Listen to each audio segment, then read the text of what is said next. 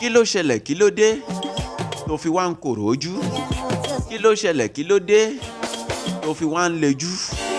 Torí pé o fẹ́ ra aṣọ kérésìmesì, aṣọ ọdún, ata ọdún ní yẹ̀, o wá ń lejú kokokoko, o wá ń sá 20x40 lórí àti lè ra aṣọ ọdún kérésìmesì.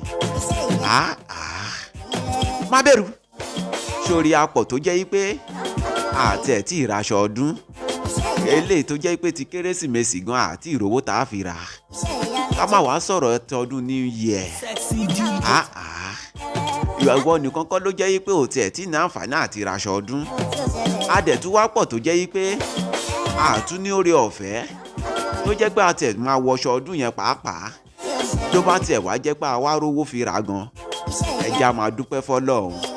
Ọdún tó bá jẹ́ pé ó ti bá wa láyé, ìkan dá bá ní, aṣọ dá bá ní, oúnjẹ dá bá ní, ẹ jẹ́ ká fìfẹ́ lò bẹ́ẹ̀.